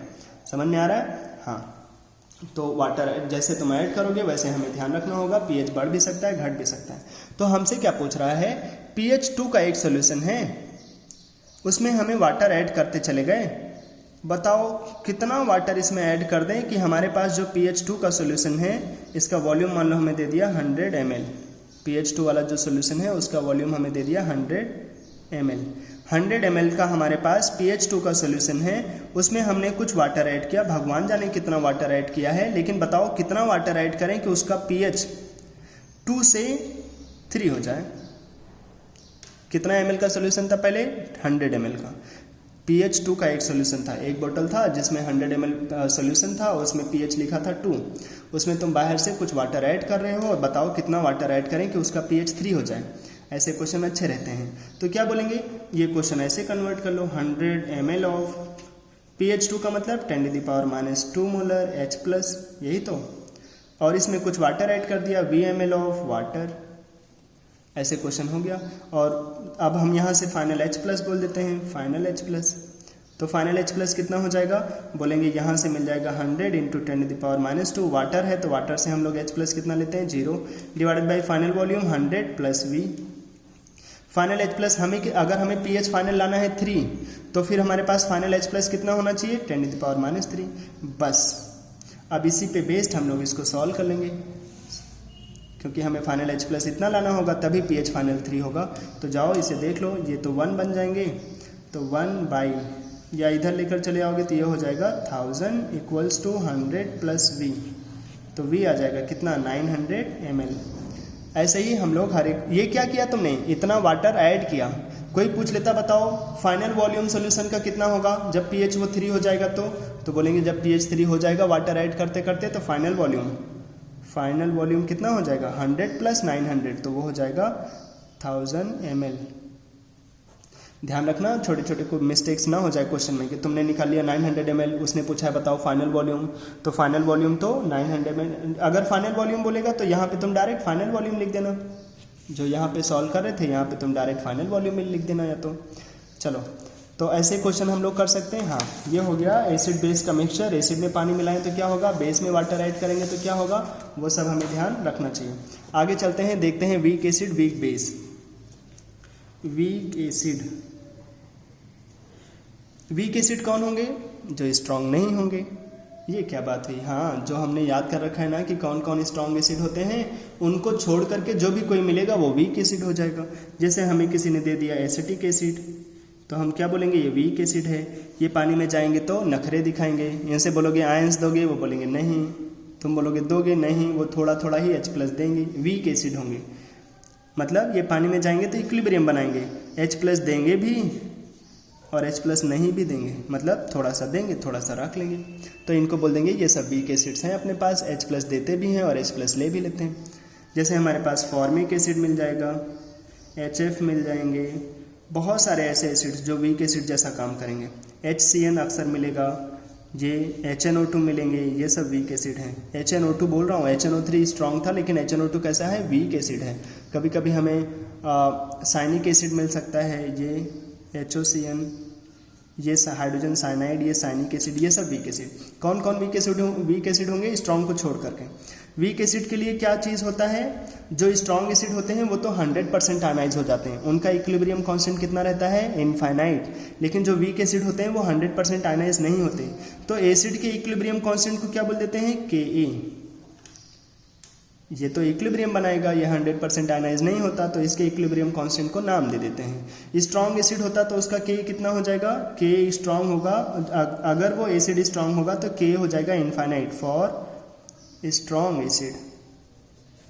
लेकिन अगर वो स्ट्रॉन्ग होता तो, लेकिन जो अपने पास वीक एसिड है उनके लिए जो K होगा वो उसका कुछ वैल्यू आएगा, वो जो आएगा वही हमें बोलना पड़ेगा, क्योंकि हमें उसकी ज़रूरत पड़ेगी। ये इक्विलिब्रियम बनाएगा कौन, जो भी वीक एसिड होंगे, और वीक एसिड के इक्विलिब्रियम कांस्टेंट को ही क्या बोलेंगे, Ke। इसी को नाम देने के लिए और क्या दे देगा क्वेश्चन में, इसी को बोल देगा dissociation constant of acid, dissociation constant of acid, weak acid के लिए। ठीक, तो हम लोग कैसे निकालते हैं वीक एसिड का H+ और ये सब देख लेते हैं। एक छोटा सा चीज़ अगर तुम ध्यान रख लो, आगे हम लोग ज़्यादा नौटंकी ना करें तो, कि जो भी हमारे पास वीक एसिड होंगे, अगर एसिड होगा वीक तो हमें क्या देगा, H+, तो हम डायरेक्ट लिखेंगे H+, एक छोटा सा फॉर्मूला करके, H+ equals to √K × C। ये हमें ध्यान रखना चाहिए फॉर वीक एसिड। जब भी कोई वीक एसिड होगा इक्विलिब्रियम बनाएगा और H+ देगा, तो उसका जो H+ कंसंट्रेशन होगा √K × C। K क्या है, उसका डिसोसिएशन कांस्टेंट, C क्या है, उसका कंसंट्रेशन। प्रैक्टिस कर लेंगे तो हमें ध्यान में आ जाएगा। देखो ये हम लोग रिवीजन कर रहे हैं सारा, एक जल्दी जल्दी देख लेते हैं। जो इंपॉर्टेंट था मैंने उसको थोड़ा अच्छे से बताया है, आगे भी सीखेंगे बहुत कुछ। जैसे मान लो ये दे देता 10⁻² मोलर एसिटिक एसिड, और इसका K हमें दे दिया 10⁻⁴, मान लो ऐसे दे दिया। तो हमसे अगर पूछा जाता बताओ H+ क्या होगा, तो हम लोग बोलेंगे √K × C।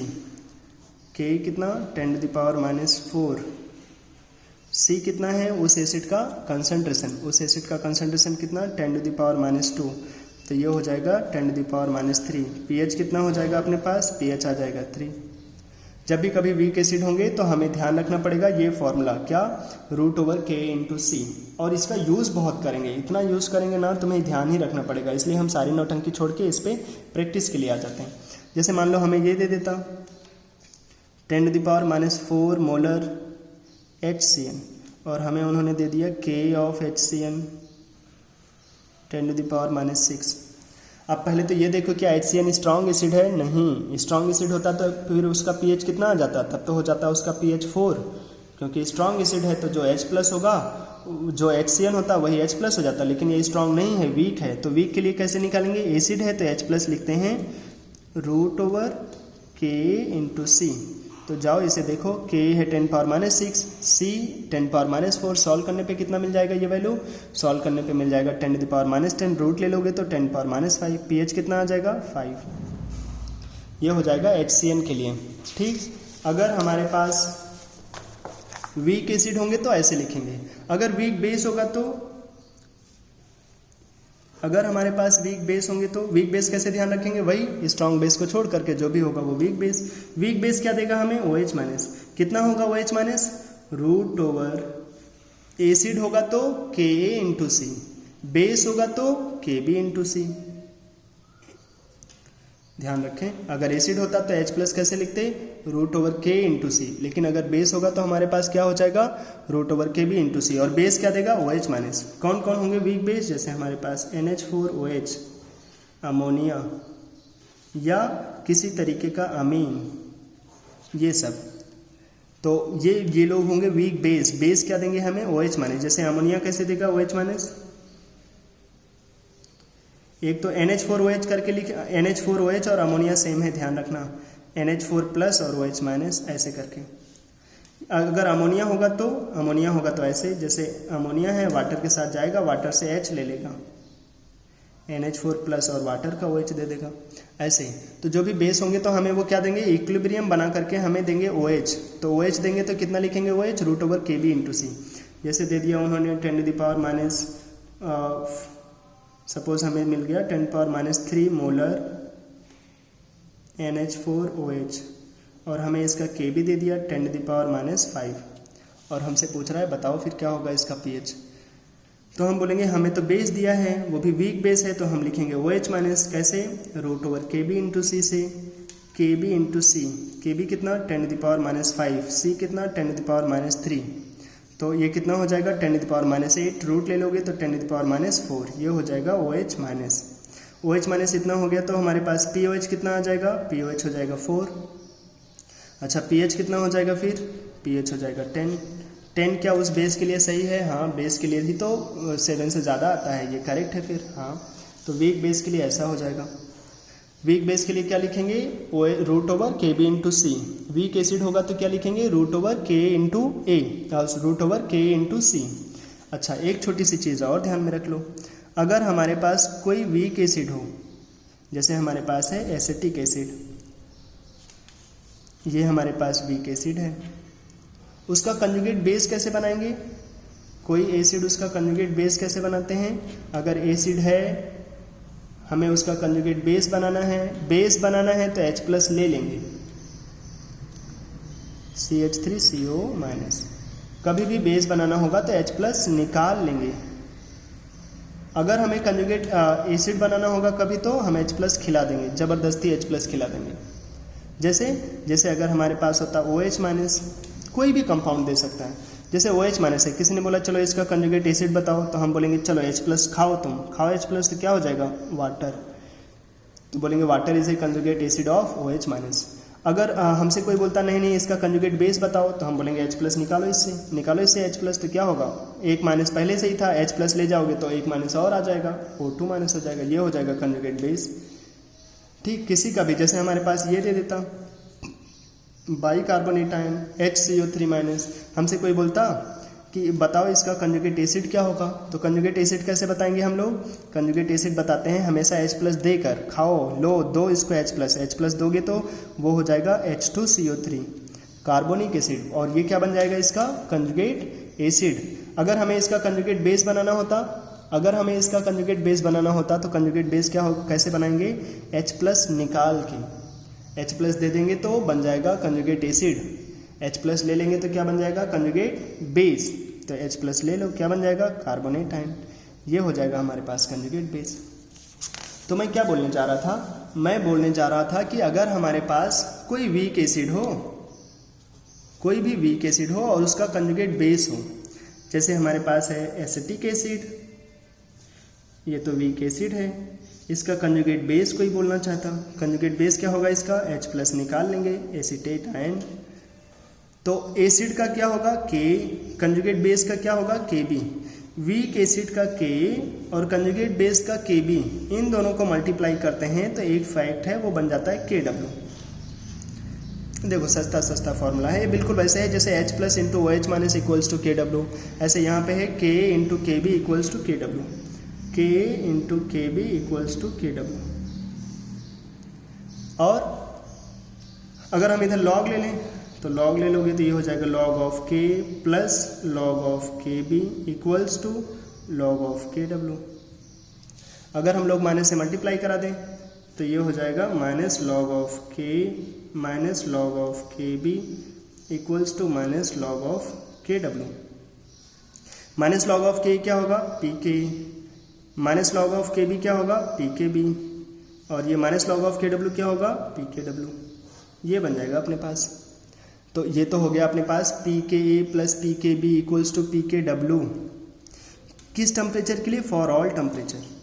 अगर हम 25 डिग्री सेल्सियस के लिए बोलना चाहेंगे तो PKW कितना हो जाएगा, वो हो जाएगा 14।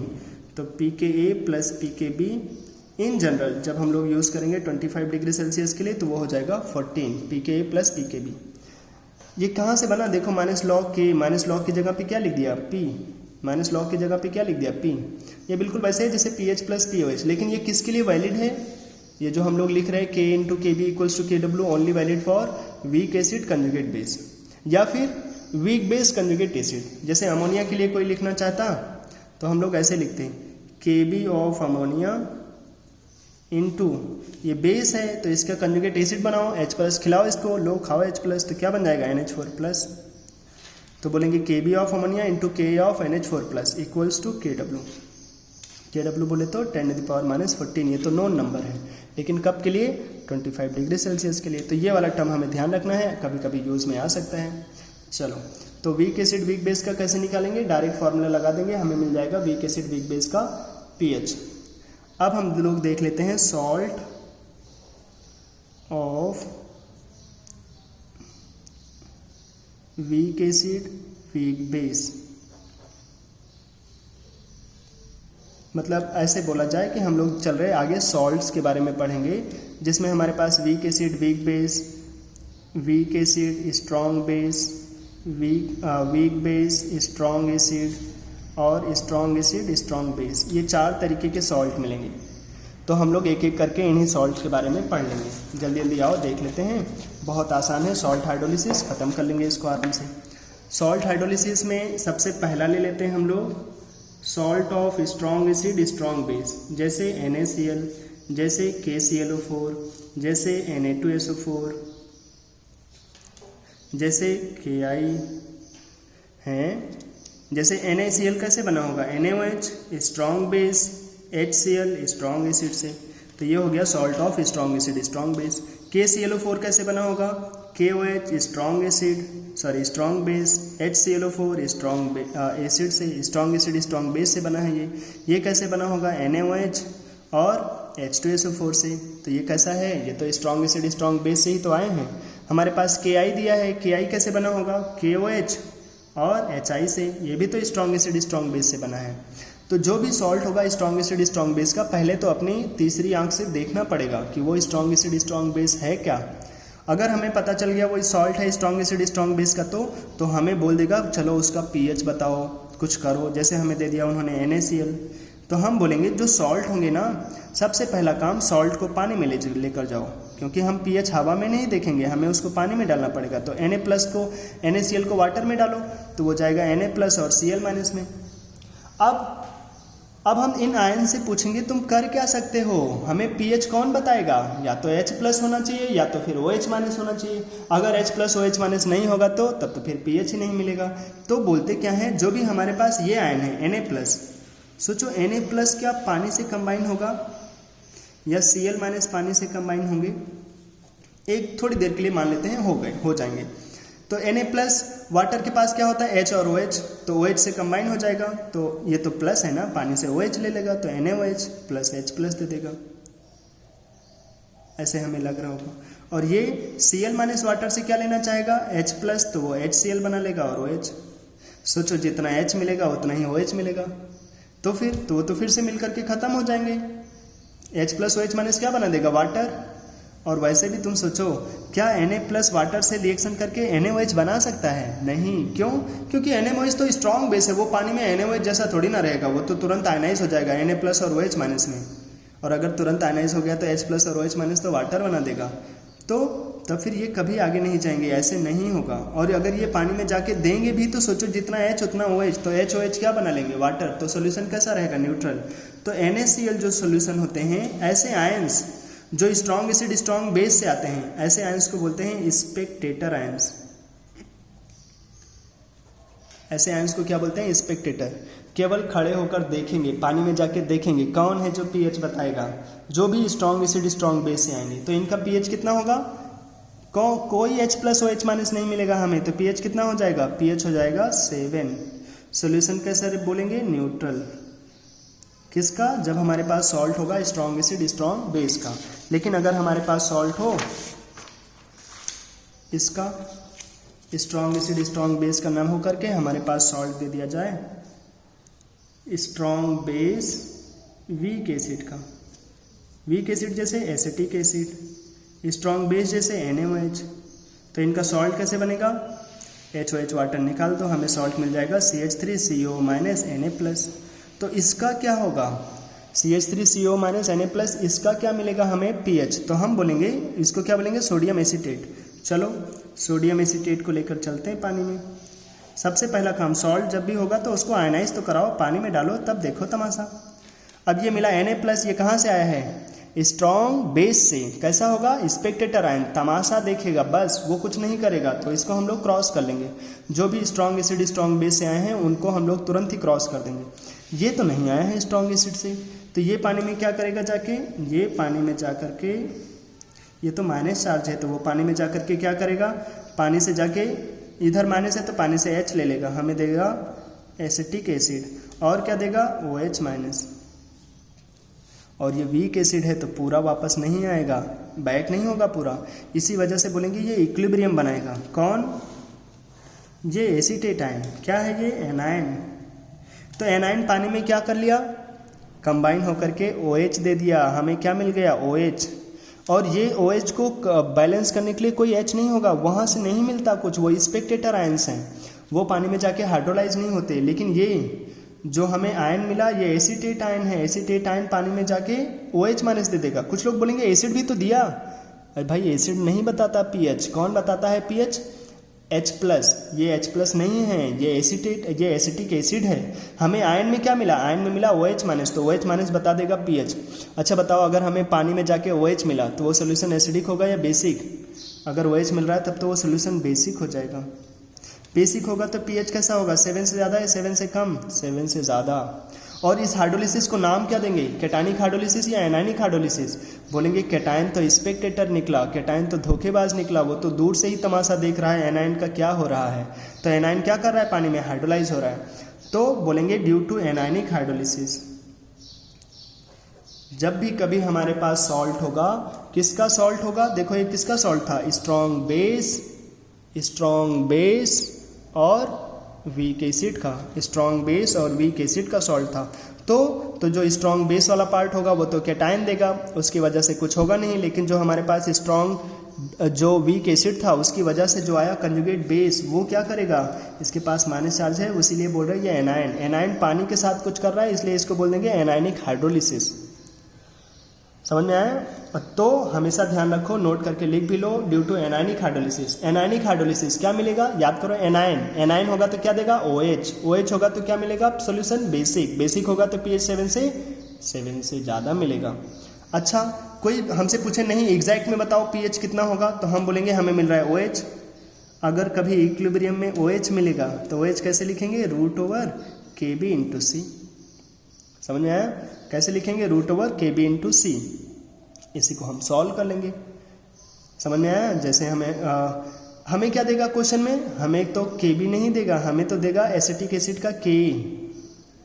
हमें क्वेश्चन में क्या करेगा ना, ऐसे टाइप के क्वेश्चन में ऐसे दे देगा। पहले तो ये ध्यान रखो OH कितना हो जाएगा, √Kb/C, यहाँ से आ जाएगा अपना आंसर। ठीक, बस हमें सॉल्व करने को बचा रहेगा बस। चलो, जैसे हमें एक क्वेश्चन ले लेते हैं इसके ऊपर। जैसे हमें दे दिया, हमसे बोल रहा है 10⁻⁻2 मोलर सोडियम एसीटेट है। हमें क्वेश्चन में क्या देगा, K ऑफ एसिटिक एसिड। जो वीक होगा उसी का तो कुछ देगा, तो वीक एसिड का यहाँ पार्ट है, तो जो वीक होगा उसका K दे देगा। तो ये K दे देगा मान लो 10⁻⁵। हमसे पूछेगा चलो pH बताओ क्या होगा। पहले तो ये देख लो कि वो सोल्यूशन कैसा होगा, एसिडिक बेसिक या न्यूट्रल। ये स्ट्रॉन्ग बेस वीक एसिड से आया है, तो स्ट्रॉन्ग बेस तो स्पेक्टेटर आयन हो जाएगा, और ये एनायनिक हाइड्रोलिसिस कराएगा, तो बोलेंगे due to anionic hydrolysis solution will be basic होगा तो हमें क्या देगा, OH माइनस। तो OH माइनस क्या हो जाएगा, √Kb/C। हमें Kb पता है क्या, नहीं, हमें K दिया है, तो हम Kb निकाल सकते हैं क्या, हाँ। कैसे निकाल सकते हैं Kb, तुम तो जानते हैं यार, K/Kb = Kw। तो हम Kb कैसे बताएं, Kb हो जाएगा Kw/K, जो थोड़ी देर पहले सीखा था। Kw कितना, 10⁻⁻14।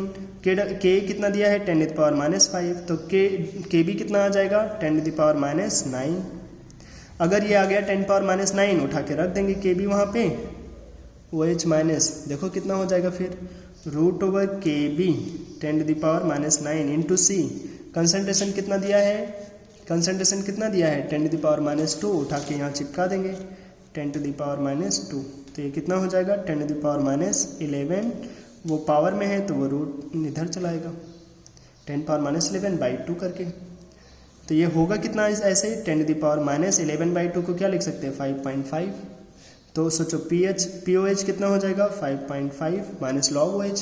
और pH कितना हो जाएगा, वो हो जाएगा 14 माइनस 5.5। समझ में आया? तो ऐसे हम लोग आंसर बता सकते हैं। ठीक, अब ड्यू टू एनायनिक हाइड्रोलिसिस जो हमें ये OH मिला है ना, इसी को एक फॉर्मूले में कन्वर्ट कर लेते हैं। कैसे फॉर्मूले में कन्वर्ट कर लेते हैं, देखो इसी Kb की जगह पे क्या लिख सकते हैं, अभी तो देखा Kb की जगह पे लिख सकते हैं KW/K, तो KW/K लिख देंगे। इसी को मैं अलग से सॉल्व करा देता, ये फॉर्मूला हमें ध्यान रखना है, नोट करके लिख सकते हैं। Due to anionic hydrolysis pH कैसे निकालें, तो एनायनिक हाइड्रोलिसिस की वजह से जो हमें OH माइनस मिला था √Kb/C। एनायनिक हाइड्रोलिसिस से क्या मिलेगा हमें, एनायनिक हाइड्रोलिसिस से मिलेगा OH, तो OH कैसे लिखते हैं, √Kb/C। तो Kb की जगह पे क्या लिख देंगे यहाँ पे, KW/K/C। अब हम क्या करेंगे, दोनों तरफ ले लेंगे log। चलो तो ये हो जाएगा log ऑफ OH, उधर से log लोगे तो वो हो जाएगा हाफ log, ऊपर वाले प्लस में आ जाएंगे log KW plus log C minus log K, ऐसे तो होगा, वो पावर सामने चलाएगा। अब दोनों तरफ माइनस से मल्टीप्लाई करा दो, ये हो जाएगा minus log of OH minus, ये हो जाएगा half of minus log KW minus log C, और ये माइनस पहले से ही है और एक माइनस बाहर से आ रहा है, तो ये हो जाएगा ऐसे। माइनस log OH माइनस को क्या लिख सकते हैं, POH, ये हाफ माइनस log KW को PKW, और ये माइनस log K को क्या लिख सकते हैं, PK, माइनस है तो माइनस लगा देते हैं, और ये माइनस log C, ये हो जाएगा POH। pH कैसे निकालेंगे, pH कैसे आएगा, pH आएगा PKW माइनस POH से। ये कहाँ से आया, ये आया वहाँ से, pH plus POH equals to PKW, जो बचपन में सीखा था, सबसे पहले आज ही सीखा है। तो pH कितना हो जाएगा, PKW माइनस POH, तो ये POH वाली वैल्यू रख देंगे, तो ये सॉल्व होकर के कितना आ जाएगा, जाओ देखो, ये माइनस जब करोगे तो सोचो ये PKW माइनस के साथ PKW माइनस हाफ PKW, और ये सब प्लस में हो जाएगा, हमें मिलेगा PKW plus PKA plus log C/2। और हम लोग इसको याद रखते हैं, क्या याद रखते हैं, जब भी हम लोगों के पास एनायनिक हाइड्रोलिसिस होगा तो जो अपना pH आता है, नाम है एनायनिक हाइड्रोलिसिस, लेकिन जो फॉर्मूला आता है उसमें सब प्लस रहता है, क्या, pH equals to PKW plus PK plus log C/2, pH equals to PKW plus PK plus log C/2। ध्यान रखें, इसको याद रख लो। चलो ये एग्जाम में डायरेक्ट कभी कभी पूछ लेते हैं, तो ये फॉर्मूला ध्यान देना चाहिए। अगर ये तुम ना याद रखो तो क्या कोई क्वेश्चन नहीं सॉल्व हो जाएगा, क्वेश्चन तो यहीं से सॉल्व हो जाएगा। अभी किया तो हमें K दे देगा, हम K का हेल्प लेकर के K भी निकाल लेंगे, कहाँ से, K into KB equals to KW का यूज़ करके, और उसके बाद आंसर बोल देंगे। चलो तो ये हो गया salt of weak acid strong base. अगर इसी का उल्टा हो, हमें मिल जाए salt of strong acid weak base, strong acid weak base का सॉल्ट। तो स्ट्रॉन्ग एसिड वीक बेस का सॉल्ट कैसे पहचानेंगे, जैसे हमें मिल गया NH4Cl, ये क्या है, अमोनिया प्लस HCl। अब ये तो वीक बेस, ये स्ट्रॉन्ग एसिड, तो ये हो गया स्ट्रॉन्ग एसिड वीक बेस का सॉल्ट। तो इनकी हाइड्रोलिसिस चलो कराओ, पहले पानी में डालो, ये जाएंगे NH4 प्लस देंगे, Cl माइनस देंगे। Cl माइनस कहाँ से आ रहा है, स्ट्रॉन्ग एसिड से, कैसा होगा, स्पेक्टेटर आयन, तमाशेदार, कुछ नहीं करेगा। तो NH4 प्लस कुछ करेगा, NH4 प्लस पानी में जा करके हाइड्रोलिसिस कराएगा। क्या करेगा, पानी में जा करके, पानी में जाके OH ले लेगा, हमें क्या देगा, H प्लस, यहाँ पे तो प्लस है ना, तो पानी से OH ले लेगा, हमें दे देगा H प्लस देगा। और ये वीक बेस है तो पूरा बैक नहीं आ पाएगा, इसलिए इक्विलिब्रियम हो जाएगा, और इक्विलिब्रियम में H प्लस मिलेगा। तो H प्लस कैसे लिखोगे, जो फॉर्मूला याद किया है √K/C, तो बस √K/C लगा देंगे, यहीं से आ जाएगा। अब ये देखो NH4 प्लस हमें क्या देगा, H प्लस, तो बोलेंगे due to cationic hydrolysis solution will be, H plus मिलेगा तो सोल्यूशन कैसा होगा, एसिडिक, सोल्यूशन हो जाएगा acidic due to cationic hydrolysis. ध्यान रखें, NH4Cl, कोई पूछे NH4Cl एसिडिक होता है, उसका सोल्यूशन क्यों, क्योंकि वहाँ HCl रहता है, स्ट्रॉन्ग एसिड रहता है, नहीं, बोलेंगे due to cationic hydrolysis, NH4 plus पानी में जा करके H प्लस देता है, और उसी H प्लस की वजह से सोल्यूशन एसिडिक हो जाता है, और H प्लस कोई पूछ लेगा तो √K/C सोल्यूशन एसिडिक होगा, और ड्यू टू कैटायनिक हाइड्रोलिसिस हम लोग ऐसे बोल देंगे। अब हमें यहाँ पे कोई वैल्यू रखना होगा, जैसे हमें क्वेश्चन देना होगा तो ऐसे दे देगा 10⁻³ मोलर NH4Cl, और हमें दे देगा Kb ऑफ अमोनिया 10⁻⁵, ऐसे।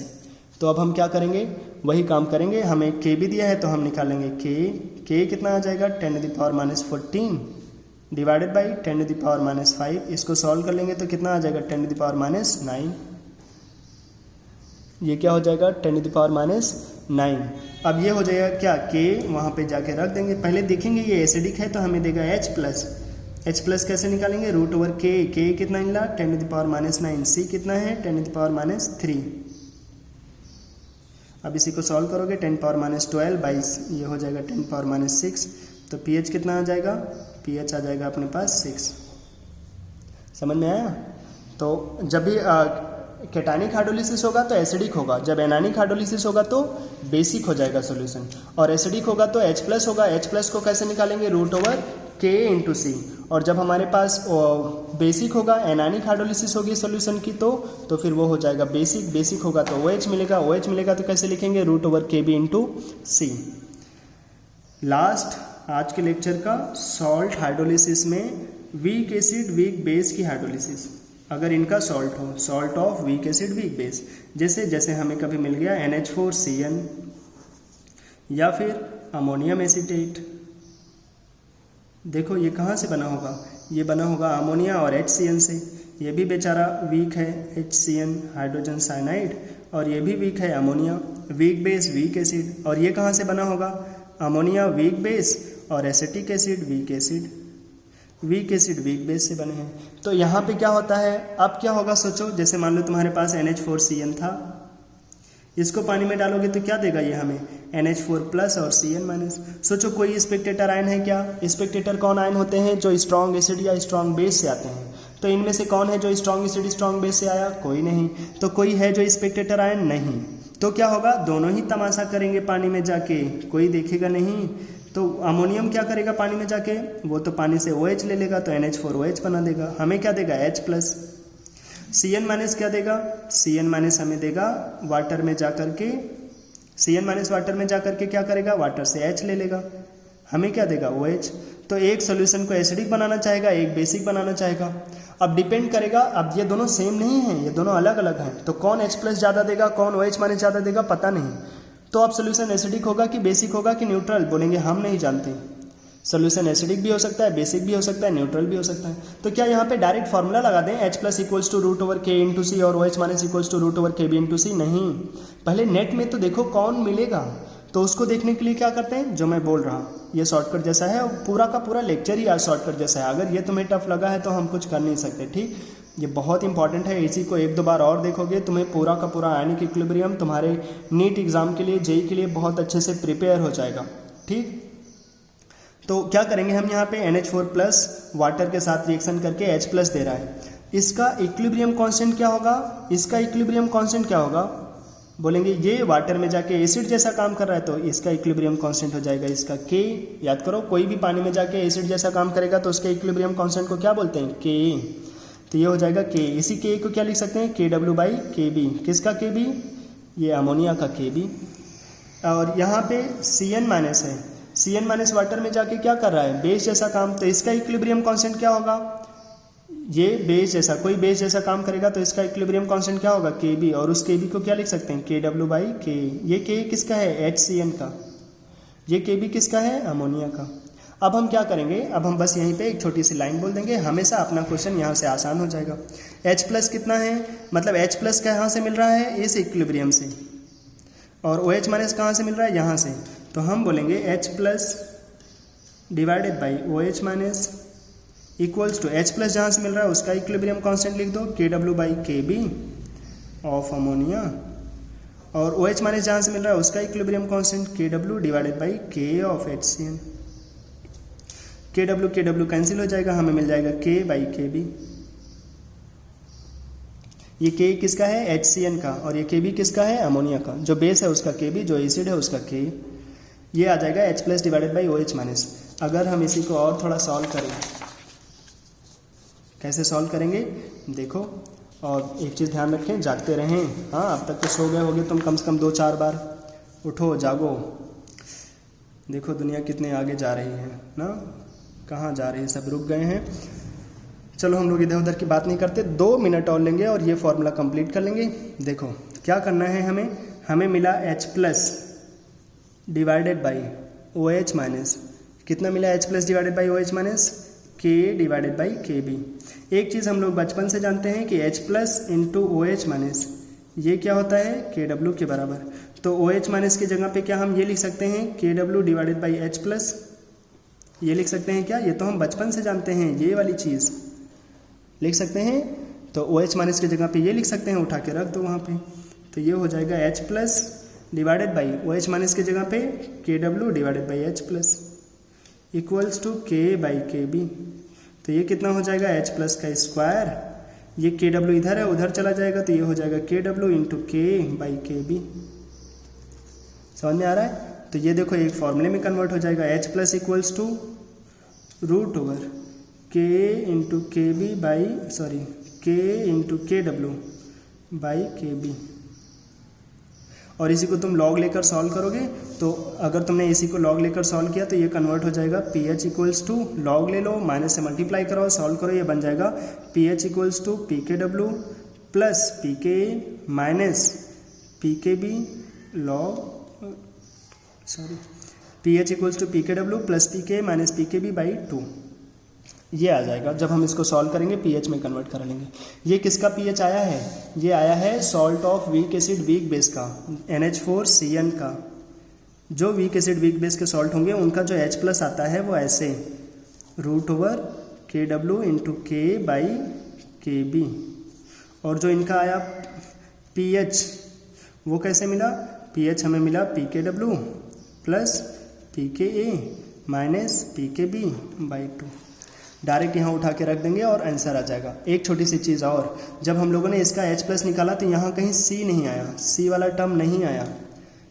तो एक्चुअली में होता क्या है, जो वीक एसिड वीक बेस के सॉल्ट होते हैं उनका जो pH होता है वो 7 के आसपास ही रहता है, और कभी भी वो उसके कंसंट्रेशन के ऊपर डिपेंड नहीं करता, या तो 7 से थोड़ा सा कम आता है pH या फिर 7 से थोड़ा सा ज़्यादा, लेकिन वो उसी के आसपास ही रहता है, उसमें ज़्यादा डिफरेंस नहीं आता, और कंसंट्रेशन से इंडिपेंडेंट रहता है। किसके ऊपर आएगा, वो केवल K और KB के ऊपर डिपेंड करता है। हमें एग्जाम में PK PKB दे देता है, बस तुम उठा के रख दो। PKW कितना, वो तो नोन है 14, कुछ नहीं बोला है तो 25 डिग्री सेल्सियस पे, तो ये वैल्यू रख देंगे और सॉल्व कर लेंगे, हमें मिल जाएगा।